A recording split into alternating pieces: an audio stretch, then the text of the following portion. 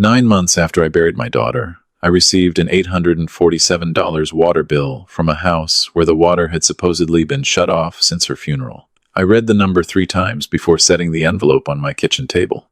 Claire's lake house had been empty for 9 months.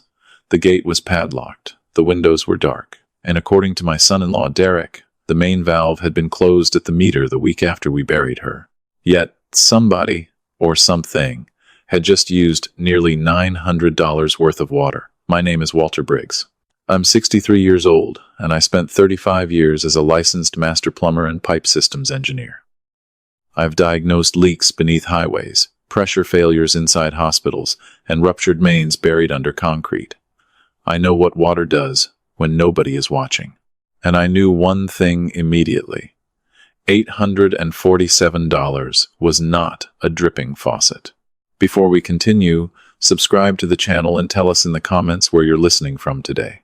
Claire was 29 when she died. A blood clot took her in her sleep on a Wednesday night. Derek called me Thursday morning.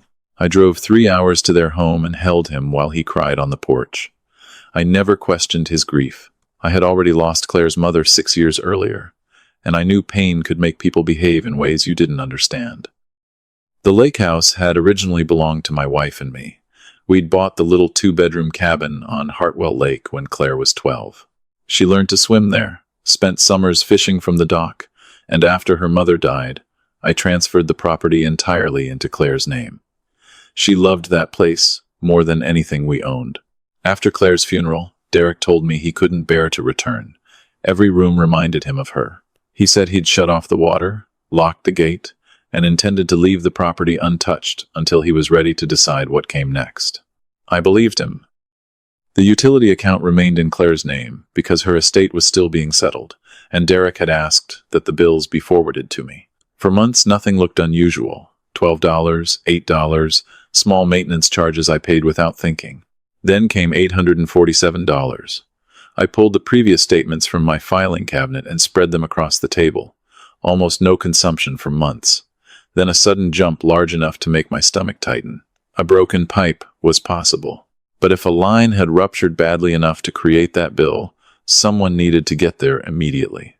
I reached for my phone to call Derek. Then I stopped. 35 years in my profession had taught me something useful. When a system suddenly behaves in a way it shouldn't, you inspect the evidence before accepting somebody else's explanation. I folded the bill and slipped it into my shirt pocket. I didn't call Derek. I didn't send him a message. I didn't even tell him I was thinking about the property. 10 minutes later, I backed my truck out of the garage and headed south toward Hartwell Lake. The drive would take almost 3 hours. I told myself I was looking for a leak, a cracked supply line, maybe vandalism, something ordinary that could be repaired with tools and a few hours of work. But the farther I drove, the harder it became to ignore one question. If Derek had truly shut off the water 9 months earlier, how had $847 worth of it passed through my dead daughter's meter? By the time the highway narrowed and the first signs for the lake appeared, I had made another decision. I wasn't going to drive through Claire's front gate. I was going to leave my truck where nobody could see it and approach the property from the woods. Because if somebody had been using that house, I wanted to see them before they knew Claire's father was there. I parked my truck nearly 300 yards from Claire's property and walked the rest of the way through the woods. I knew the area well enough to avoid the main gate. There was an old hunter's trail along the northern tree line, hidden behind pine and sweet gum, that gave me a clear view of the cabin without putting me anywhere near the driveway. When I reached the edge of the trees, I expected to find water pouring from beneath the house. Instead, I found something that made even less sense. The cabin itself was completely dark, but the small outbuilding behind it, the workshop Derek and I had converted years earlier, was glowing. Every window had been covered from the inside with black plastic, yet bright light leaked around the edges. Then I saw the plumbing.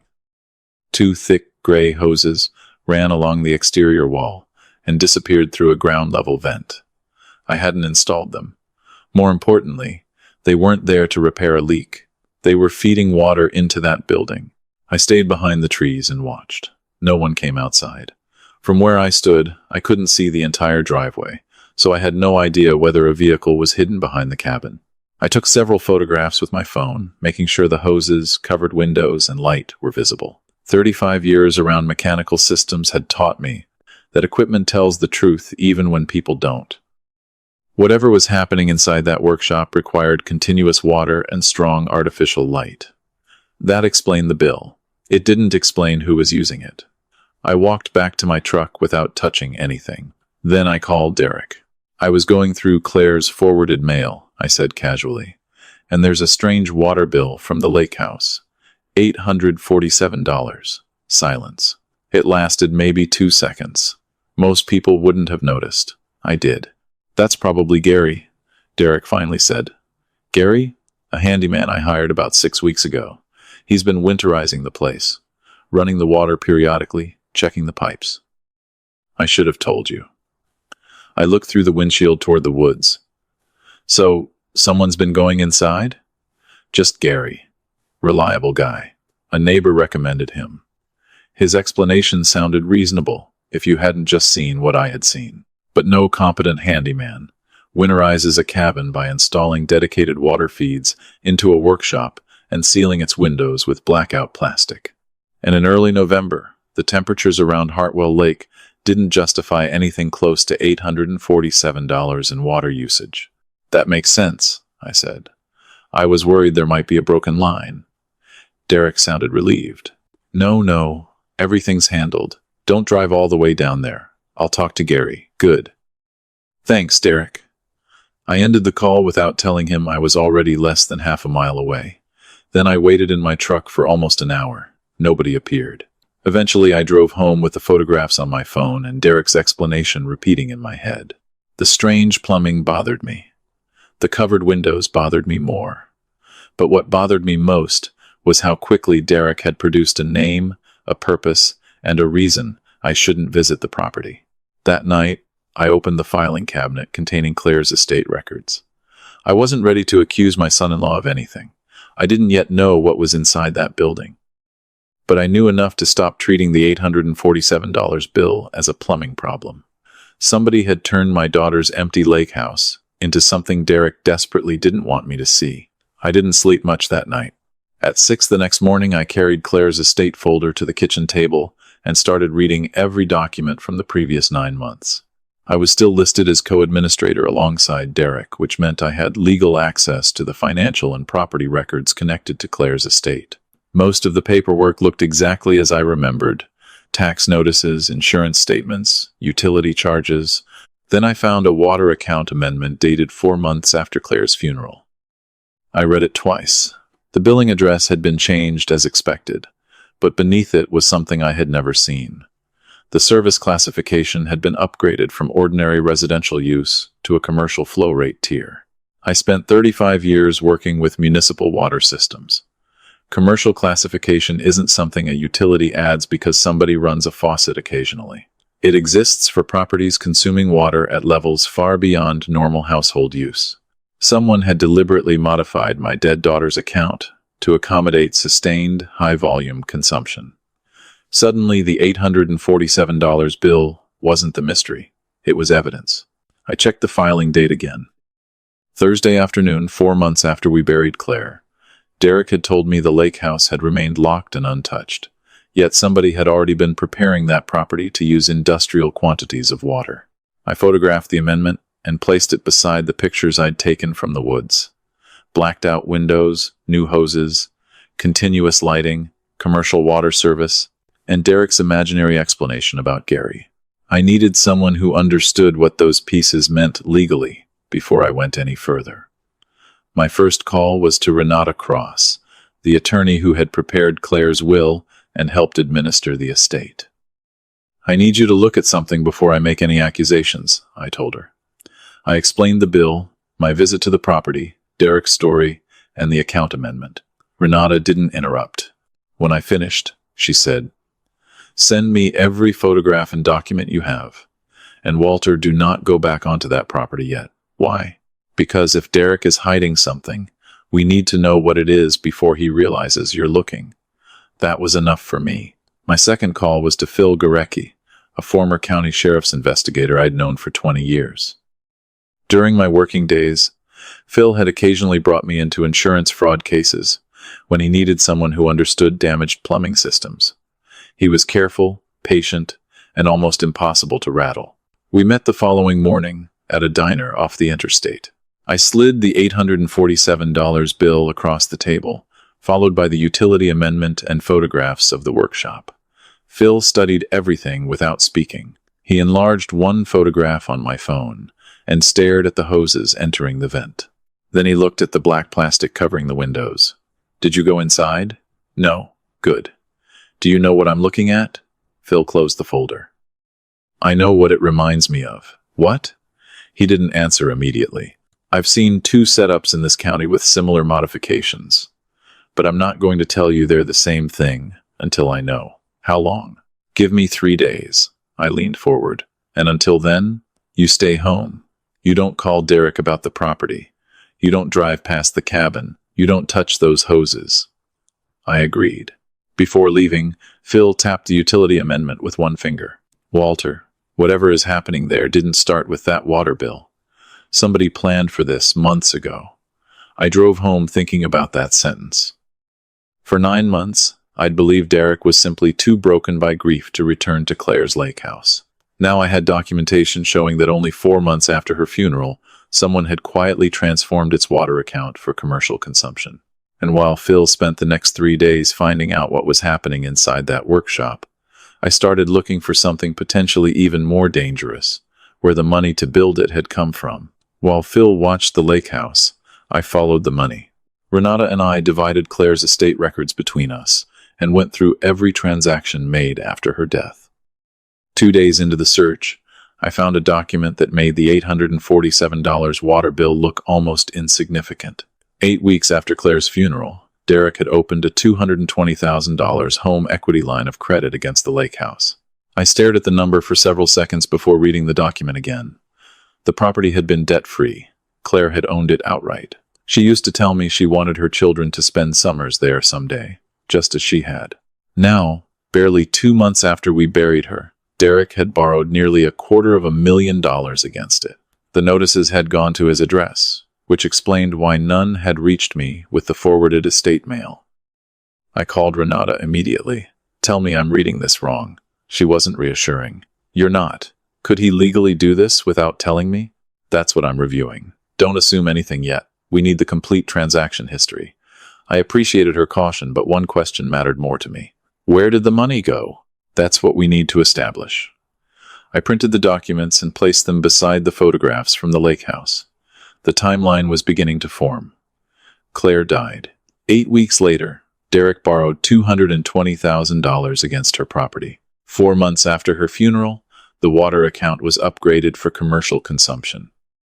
Months later, I found new hoses, feeding a blacked-out workshop Derek insisted was being winterized by a handyman named Gary. These no longer felt like separate irregularities. Someone had spent serious money transforming that property. That afternoon, Phil called. "I've completed 2 nights of observation," he said. "There is regular activity at the outbuilding." "Derek?" "I've seen him there." My grip tightened around the phone. "How often?" "Enough that his handyman story doesn't hold up." Phil had also observed another vehicle arriving after dark, but he hadn't identified the owner yet. "I need 1 more night," he said. "Then I'll tell you exactly what I think you're dealing with." After we hung up, I went back through the financial records. The $220,000 bothered me because it answered one question while creating a worse one. Whatever Derek was doing hadn't been improvised. He had obtained financing almost immediately after Claire died, months before the water usage exploded. That meant planning. I thought back to the morning he called to tell me Claire was gone. I remembered holding him on the porch while he cried. I remembered bringing him meals because I believed grief had left him incapable of handling ordinary life. Maybe his grief had been real.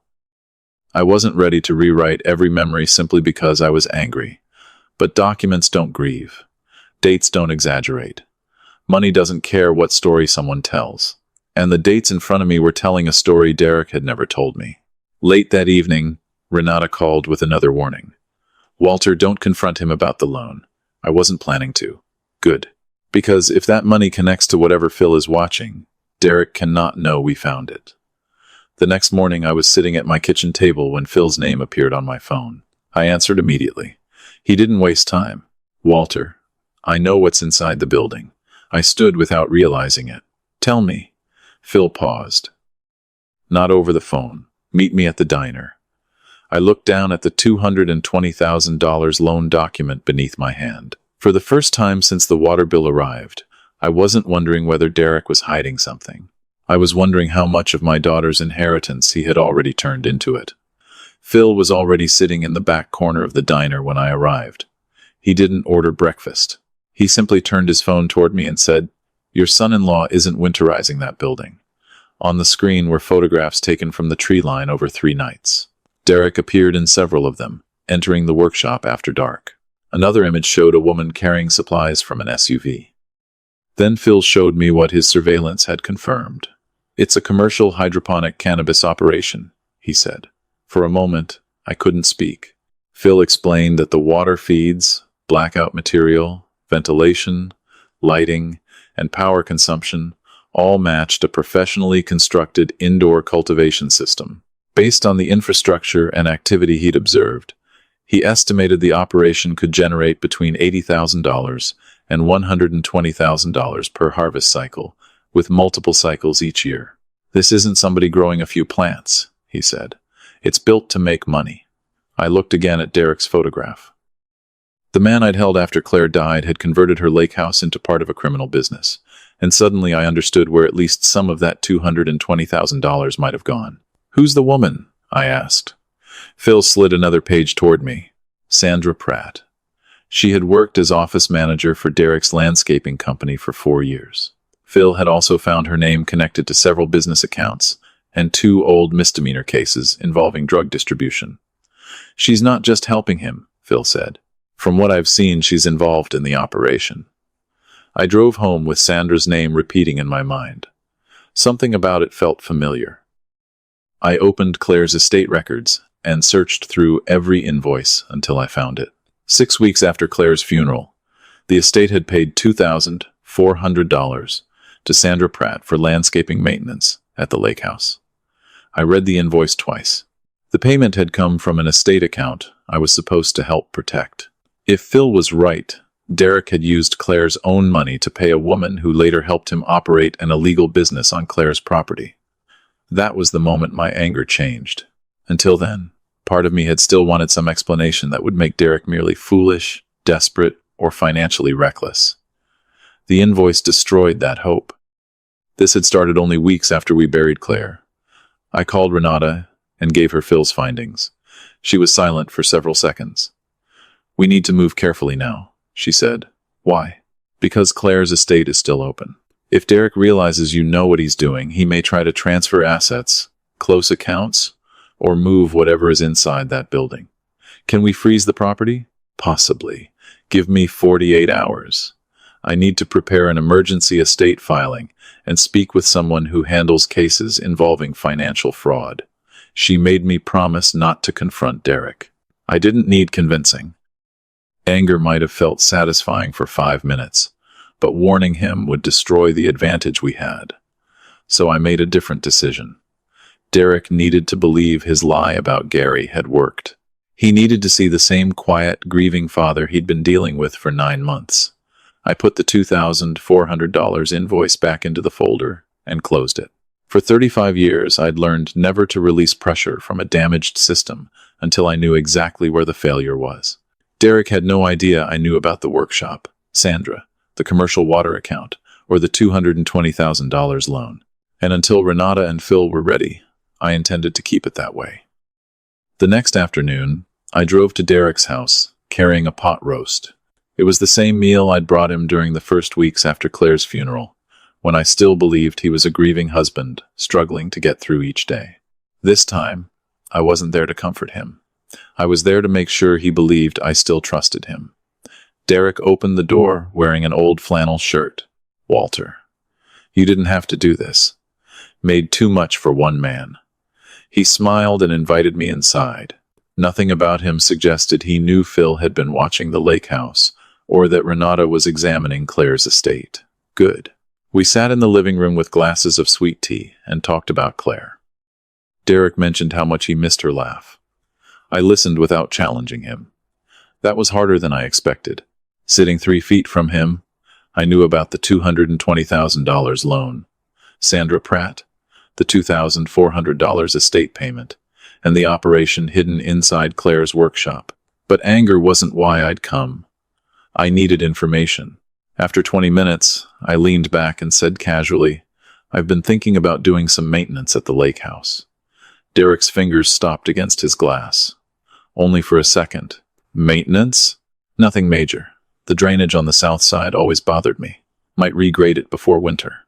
You don't need to do that. His answer came too quickly. I shrugged. Gives me something to do. Gary already has everything handled. There was that name again. Maybe I'll meet him while I'm there. Derek shifted in his chair. Honestly, Walter, I'd wait until spring. Roads get bad. Weather's unpredictable. No reason for you to drive almost 3 hours just to work on drainage. I also want to check the pressure regulator. This time I watched him carefully. His shoulders tightened. Gary checked the plumbing. Did he? Yeah. Everything's fine. Then I suppose there's no rush. The tension left Derek's face almost immediately. He took another drink. Exactly. Let the place sit for a while. I smiled. You're probably right. We talked another 15 minutes before I stood to leave. Derek walked me to the door. Thanks for the food. Take care of yourself. You too. I drove 3 blocks before pulling into an empty parking lot and calling Phil. He doesn't want me anywhere near that property. How certain are you? I mentioned drainage and a pressure regulator. He shut down both ideas immediately and brought up Gary again. Phil was quiet. Then he's actively protecting the site. That's how I read it. I'll tell Renata. Don't change your routine. That evening, Renata called.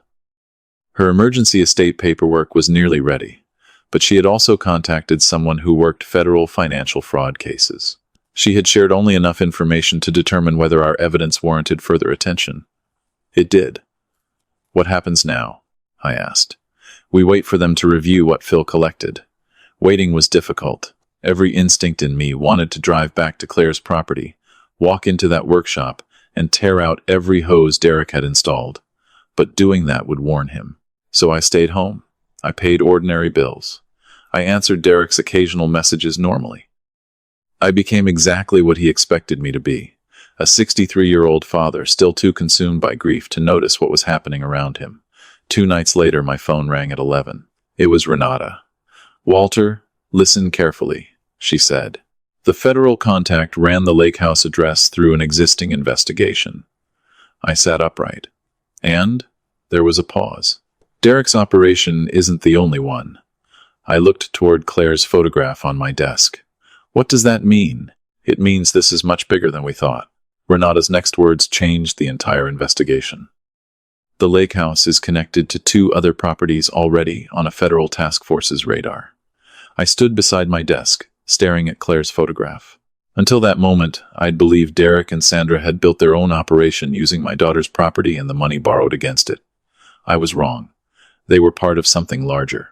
Renata explained that her federal contact had compared Phil's photographs, Sandra's information, and the lake house address with an existing investigation into a distribution network operating across 2 states. 3 properties had been modified in similar ways. Dedicated water feeds, heavy electrical consumption, blacked-out structures. Regular nighttime transportation. Claire's lake house was one of them. Is Derek running it? I asked. No. They believe he's a mid-level supplier. And Sandra? She's more important. Investigators believe she's his connection to the distribution side. I sat down slowly. Derek had taken a debt-free property Claire loved, borrowed $220,000 against it, and turned it into one piece of somebody else's criminal network. Why haven't they arrested them? Because they want more than Derek. Renata explained that investigators could move on the cultivation site now, but doing so might sacrifice the larger case. They wanted evidence tying the harvested product, money, Derek, Sandra, and the distribution chain together. The strongest opportunity would come during an active handoff. So we wait? Yes. While they're still using Claire's property? For now. I hated that answer, but I understood it. Catching Derek inside the building would prove one thing. Catching the transaction could prove what the entire operation was designed to do. Over the following week, Phil coordinated with the task force while I stayed away. He told me only what I needed to know. The growing cycle inside the outbuilding was approaching harvest. Vehicle activity had increased. Sandra was visiting more frequently, sometimes late at night, and Derek had begun spending longer periods at the property. Everything suggested they were preparing to move product. I kept behaving normally. Derek called me once to thank me again for the pot roast. He even complained about paperwork connected to Claire's estate. I listened while knowing federal investigators were quietly building a case around him. "You doing okay, Walter?" he asked before hanging up. "One day at a time," I said. It was the truth, just not in the way he thought. On Thursday evening, Phil called. "We've got loading activity." My pulse quickened. "What kind?" "Containers, moving into the outbuilding." "More traffic than usual." "Task force thinks tomorrow may be the handoff." "What do you need from me?" "Nothing." That answer was difficult. "Walter, this part belongs to them now." I looked at the estate folder on my desk. 9 months of grief had led to one water bill, and one water bill had led here. "Call me when you know." At 6:30 the next morning, Phil did. "They're moving into position." I stood immediately. "Is Derek there?" "Not yet." Sandra's vehicle arrived before dawn. "We expect him this morning." Then Phil surprised me. "The task force says you can wait for my call, or you can come to the perimeter. He won't go near the property until it's secured." I didn't need time to decide. "I'm coming." I put on a dark jacket, poured coffee into a travel mug, and drove south. This time I wasn't going to Claire's lake house looking for a leak. I wasn't even going there looking for answers. I was going there to watch the people who had turned my daughter's inheritance into a business finally discover that somebody had been paying attention. I reached the county highway turnoff at 9:15 that morning. The Hunter's Trail where I'd hidden my truck weeks earlier was now lined with dark federal vehicles and a command van tucked beneath the trees. An agent met me before I could go farther. "Mr. Briggs?" I nodded. "Stay with me." "You do exactly what we tell you." Inside the command van, several monitors showed different angles of Claire's property. One displayed a thermal image from a drone circling high above the lake house. 2 bright figures moved inside the outbuilding.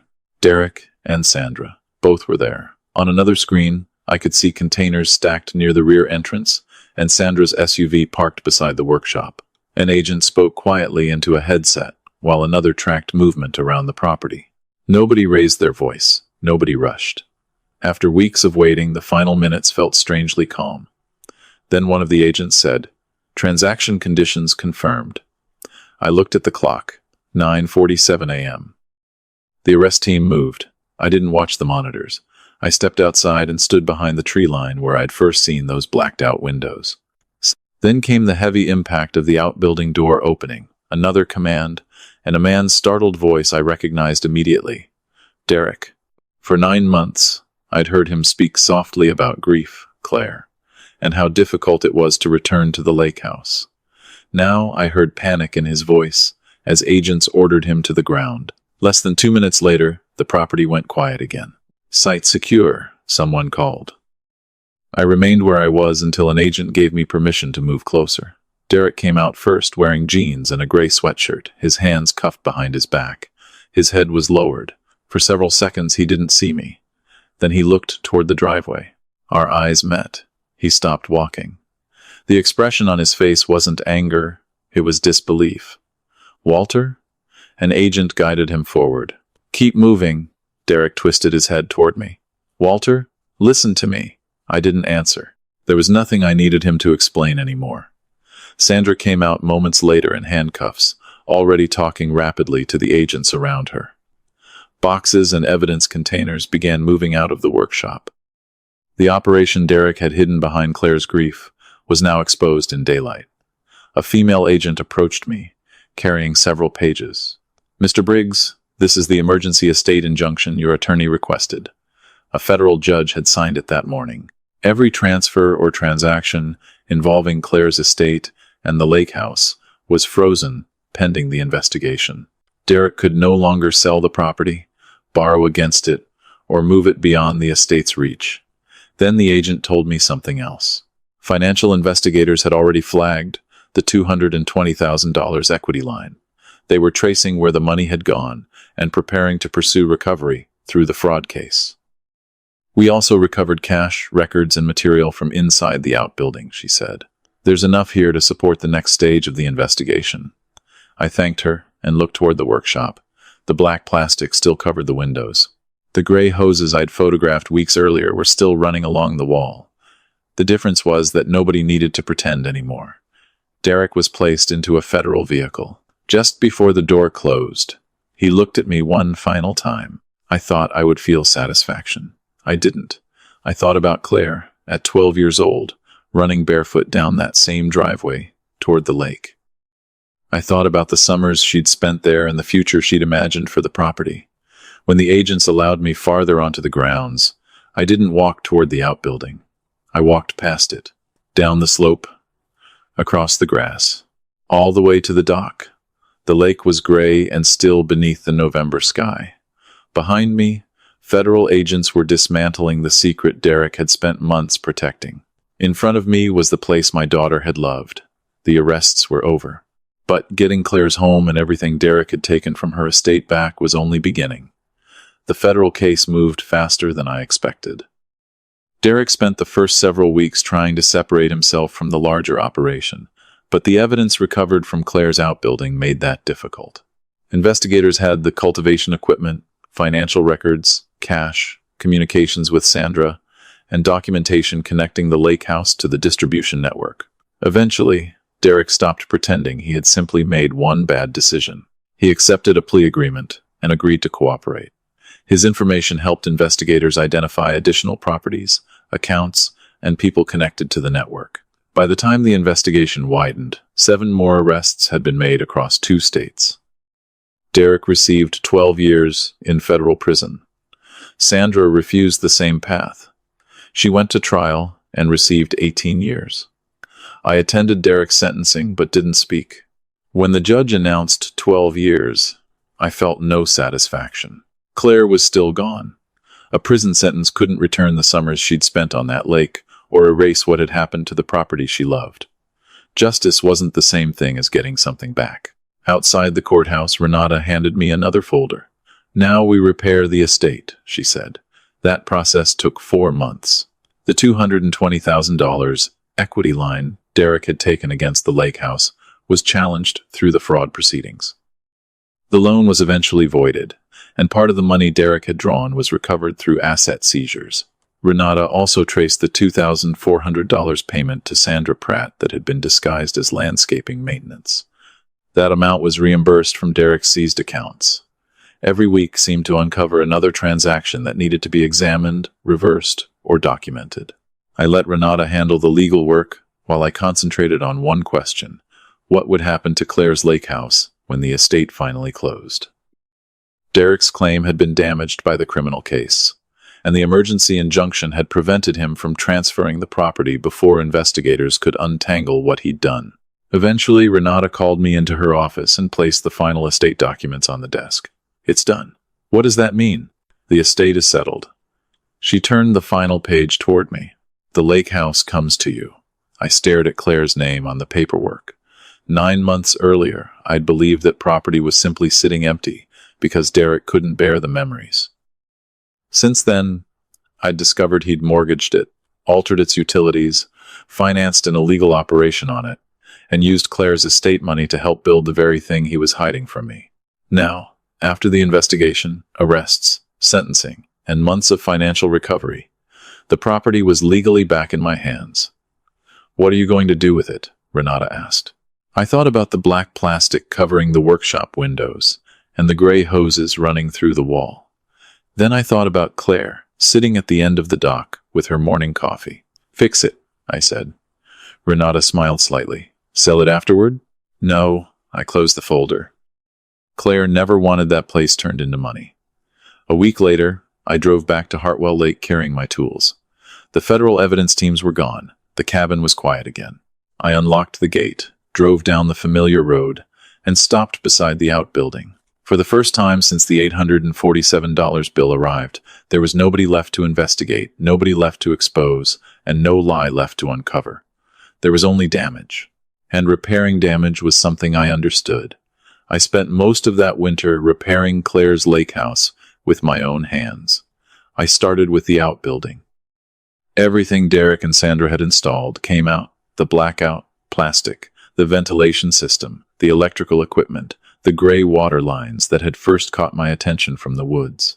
I stripped the building almost down to the slab and rebuilt it as a simple workshop. Nothing hidden, nothing running behind covered windows. Just a workbench, shelves, tools, and sunlight coming through clean glass again. Then I did something that almost made me laugh.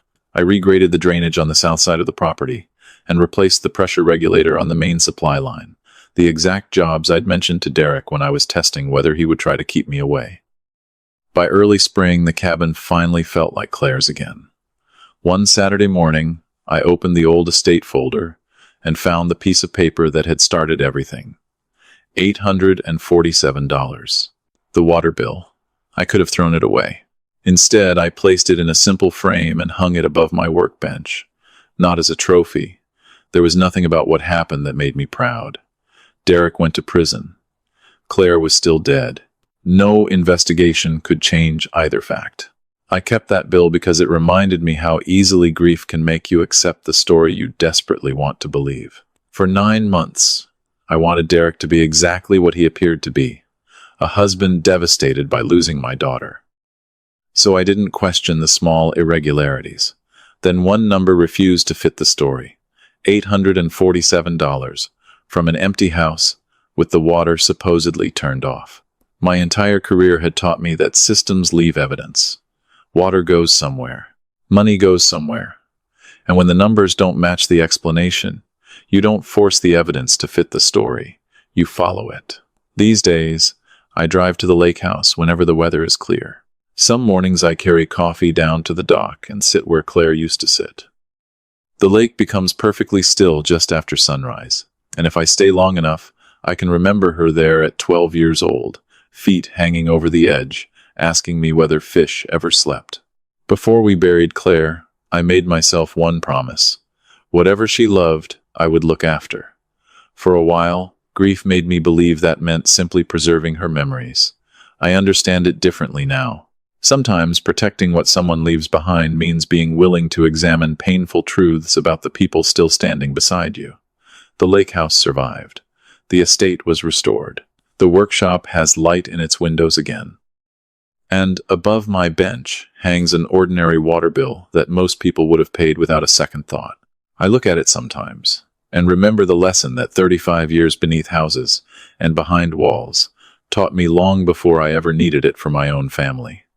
The smallest irregularity in a system is rarely meaningless. Pay attention to what doesn't add up. Trust the evidence in front of you. And when you finally find the damage, don't waste your strength raging at it. Brace what remains and begin the work of rebuilding.